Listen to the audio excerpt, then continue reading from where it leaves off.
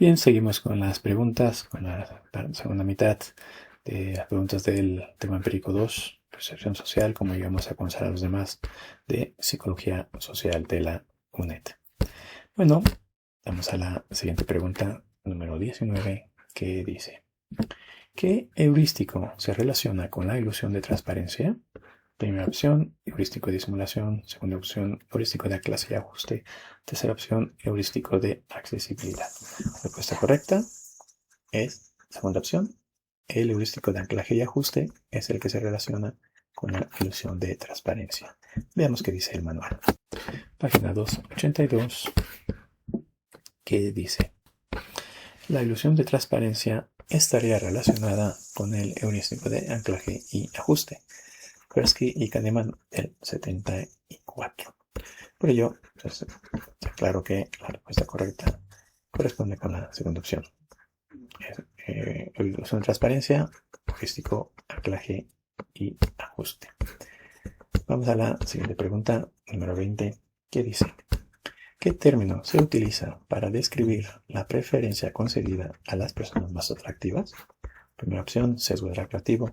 Segunda opción, efecto de simpatía. Tercera opción, discriminación positiva. Respuesta correcta. Primera opción, el sesgo del atractivo es el término utilizado para describir la preferencia que damos a personas más atractivas. Veamos qué dice el manual. En la página 283 está indicado: cualquier preferencia concedida a las personas más atractivas se considera como sesgo del atractivo. O hay otros, 2003. Por ello, es que la respuesta correcta es la primera opción. Sesgo del atractivo, preferencia que se da a personas más atractivas. Vamos a la siguiente pregunta, número 21, que dice: ¿qué sesgo se asocia con el atractivo físico? Primera opción, sesgo de autoridad. Segunda opción, sesgo de confirmación. Tercera opción, sesgo del atractivo. Respuesta correcta. Tercera opción, el sesgo que se asocia con el atractivo físico es el sesgo del atractivo. Y veamos qué es lo que dice el manual. Página 283. Cualquier preferencia concedida a la persona más atractiva se considera como sesgo del atractivo. Hay otros, 2003, que es lo que habíamos visto. Por ello es que la respuesta correcta sería la tercera. Sesgo del atractivo, atractivo físico. Vamos a la siguiente pregunta, número 22, que dice: ¿qué efecto puede tener el atractivo físico en el atractivo laboral? Primera opción, no tiene ningún efecto en decisiones laborales. Segunda opción, puede influir negativamente en las decisiones de contratación y promoción. Tercera opción, puede influir significativamente en las decisiones de contratación y promoción. Respuesta correcta es la tercera opción. El atractivo físico en el ámbito laboral puede influir significativamente en decisiones de contratación y promoción. Vamos a ver qué es lo que dice el manual. Página 284, mitad de primera columna, se indica: tanto los participantes masculinos como los femeninos consideraron que los candidatos del otro sexo más atractivos estaban más cualificados para el puesto. Sin embargo, también consideraron que los candidatos del mismo sexo más atractivos estaban menos cualificados para el puesto. Este deseo de evitación social es coherente con la hipótesis de que las personas atractivas del mismo sexo son percibidas como una amenaza. Entonces aquí está, la pregunta habla solo de la parte positiva, pero bueno, tampoco está mal. También, entonces es cuando están de sexo opuesto o cuando están del mismo sexo. Entonces no es igual. Aunque en la pregunta, ¿no?, viendo lo que está en el manual, en la pregunta pues simplemente es de manera genérica: puede influir significativamente en decisiones de contratación y promoción. La tercera es la respuesta correcta. Vamos a la siguiente pregunta, número 23, que dice: ¿qué efecto puede tener el atractivo físico en personas del mismo sexo? Primera opción, indiferencia en percepción social. Segunda opción, deseo de evitación social. Tercera opción, aumento de competición. Respuesta correcta. Segunda opción, el atractivo físico en personas del mismo sexo puede tener un efecto de deseo de evitación social. Vemos lo que está en el manual. Página 284 dice: este deseo de evitación social es coherente con la hipótesis de que personas atractivas del mismo sexo son percibidas como una amenaza.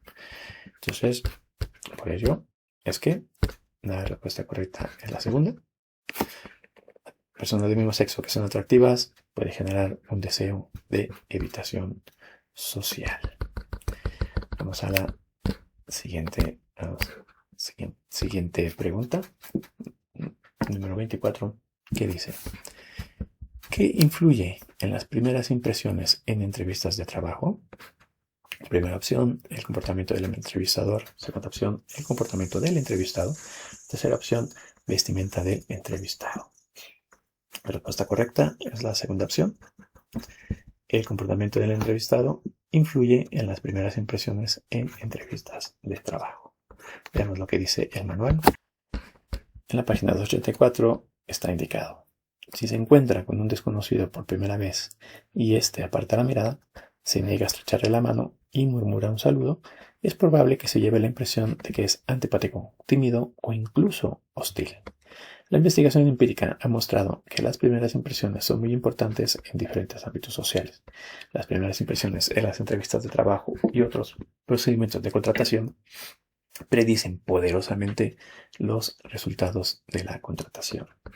Por ello es que queda claro que la respuesta correcta sería la segunda. Más que la vestimenta, es el comportamiento del entrevistado lo que puede influir en la primera impresión en entrevistas de trabajo. Así que es importante cómo nos comportamos en una entrevista de trabajo. Tal vez más de cómo nos vestimos. Ambos, yo creo. Pero bueno, eso dice la investigación. Vamos a la siguiente pregunta, número 25, que dice: ¿qué necesitamos para evaluar si los demás intentan engañarnos? Primera opción, ambas opciones son correctas. Segunda opción, una primera impresión acertada. Tercera opción, capacidad para interactuar eficazmente. La respuesta correcta es la primera. Lo que necesitamos para evaluar si los demás intentan engañarnos es ver una primera impresión acertada, tener capacidad para interactuar eficazmente. Veamos qué es lo que dice el manual. Página 285 está indicado: las primeras impresiones pueden ser muy acertadas o muy erróneas. Carney y otros tienen 7, por lo que percibir a los demás con exactitud es fundamental para la interacción social. Si no podemos evaluar con éxito si la gente está intentando engañarnos o no, puede resultarnos difícil interactuar eficazmente y entablar buenas relaciones con ellos. Por ello es que la respuesta correcta es la primera opción. Para evaluar si los demás intentan engañarnos, tener una primera impresión acertada, tener capacidad para interactuar eficazmente. Vamos a la siguiente pregunta, número 26, que dice: ¿cuánto tiempo es necesario para hacer juicios precisos sobre los demás según Ambady y Rosenthal en el 93? Primera opción, más de una hora. Segunda opción, menos de 30 segundos. Tercera opción, aproximadamente 10 minutos. Respuesta correcta: menos de 30 segundos son necesarios para hacer juicios precisos sobre los demás, según Ambady y Rosenthal en el 93. Veamos qué dice el manual. En la página 285 está escrito: Ambady y Rosenthal en el 93 encontraron que la mayoría de las evaluaciones de los participantes con los videos de 30 segundos correlacionaron de forma positiva y significativa con las evaluaciones de los estudiantes que habían pasado un semestre entero en sus cursos. Esta es la de que veían un profesor durante 30 segundos y evaluaban. Y habían otros alumnos que habían tomado clases el semestre entero con ese profesor y correlacionaban ambos, tanto los que vieron 30 segundos como los que pasaron el semestre entero. Y había una nota: Willis y Todorov en el 2006 encontraron que incluso era suficiente una décima de segundo para hacer juicios que se relacionaban en gran medida con juicios realizados en ausencia de limitaciones temporales. Esta es una nota. Igual por ahí hay una pregunta que habla del tema. Pero bueno, videos de 30 segundos, correlación significativa. Por ello es que la respuesta correcta sería menos de 30 segundos o 30 segundos. Creo que podría ser más correcto, más que menos. Pero bueno, vamos a la siguiente pregunta, número 27, que dice: ¿Qué encontraron Willis y Todorov 2006 sobre la rapidez en la formación de impresiones y su exactitud? Primera opción, las impresiones formadas rápidamente son generalmente inexactas. Segunda opción, las impresiones formadas en menos de un segundo son tan precisas como las formadas sin restricción de tiempo. Tercera opción, para los juicios sobre atractivo, capacidad, fiabilidad, competencia y agresividad, el aumento del tiempo de exposición incrementó significativamente las correlaciones con los juicios realizados en ausencia de limitaciones temporales. Respuesta correcta, segunda opción. Willis y Todorov encontraron que impresiones formadas en menos de un segundo son tan precisas como formadas en restricción de tiempo, lo que es también lo del inconsciente y esas cosas y el tiempo en que puede uno ver cosas, que es realmente impresionante. Veamos qué es lo que dice el manual. Y en la página 285, lo que ya se había comentado, Willis y Todorov 2006 encontraron que incluso era suficiente una décima de segundo para hacer juicios que se correlacionaban en gran medida con los juicios realizados en ausencia de limitaciones temporales. Por ello es que la respuesta correcta es la segunda opción. Impresiones en menos de un segundo, tan precisas como aquellas sin restricción de tiempo. Impresionante, pero así se ha visto en los estudios. Vamos a la siguiente pregunta, que dice, número 28. ¿Qué descubrieron Willis y Todorov sobre formación de impresiones? Primera opción, que las impresiones formadas rápidamente son siempre inexactas, que necesitamos mucho tiempo para formar impresiones precisas. Segunda opción. Y tercera, que podemos formar impresiones precisas en una décima de segundo. Bueno, esto es preguntar lo mismo de una manera diferente. La respuesta correcta es la tercera. Se pueden formar impresiones precisas en décima de segundo, recordando lo que está escrito en el manual. En la página 285 pues aparece esta parte, la de la décima de segundo, que ya lo hemos visto antes. Y aquí era también la nota a recordar, ¿no? Videos de 30 segundos del profesor. Entonces, simplemente recordar, aquí hablamos de ausencia de limitaciones temporales. Ya que hablamos de evaluar a participantes, a un profesor. Pero bueno, al fin de cuentas son similares, nada más para no liarse. Y es por ello entonces que la respuesta correcta es la tercera. Podemos formar impresiones precisas en una décima de segundo. Impresionante. Bueno, vamos a la siguiente pregunta, número 29, que dice, ¿qué demostraron Todorov y otros con respecto a la formación de impresiones basadas en la apariencia facial? Aquí ya es basadas en la apariencia facial, ya no es tiempo. Primera opción, que pueden predecir los resultados de las elecciones al Congreso de Estados Unidos. Segunda opción, que son menos precisas que las impresiones basadas en la información verbal. Tercera opción, que no influyen en las decisiones de las personas. Respuesta correcta, primera opción. Todorov y otros encontraron que respecto a impresiones basadas en la apariencia facial, pueden predecir resultados de las elecciones al Congreso de Estados Unidos. Igual también impresionante. Veamos qué dice el manual. En la página 286 está indicado, Todorov y otros, 2006, demostraron que la formación de impresiones basadas únicamente en la apariencia facial era suficiente para predecir los resultados de las elecciones al Congreso en Estados Unidos mejor que el azar. Por ejemplo, 66,8 de las elecciones al Senado en el 2004, y también estaban relacionadas linealmente con el margen de victoria. O sea, solamente la pura apariencia facial de los candidatos podían predecir resultados de elecciones, así que al final, cómo te ves es muy importante. En fin, así somos los seres humanos. Y por ello es que la respuesta correcta es la primera opción. Impresiones basadas en la apariencia facial pueden predecir resultados de elecciones al Congreso de Estados Unidos. Vamos a la siguiente pregunta, número 30, que dice, ¿qué encontraron Rull y Ambady en su estudio sobre las afiliaciones políticas? Primera opción, que no se puede distinguir a partir de los rostros. Segunda opción, que se puede distinguir con precisión a partir de los rostros. Y tercera opción, que solo se puede distinguir con información adicional. Esto es afiliaciones políticas. Entonces ya no son elecciones. Es otro tema.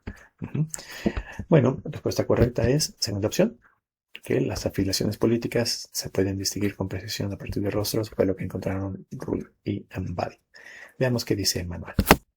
En la página 286 está escrito, Rull y Ambady 2010 encontraron que las afiliaciones políticas de las personas podían distinguirse con precisión a partir de sus rostros.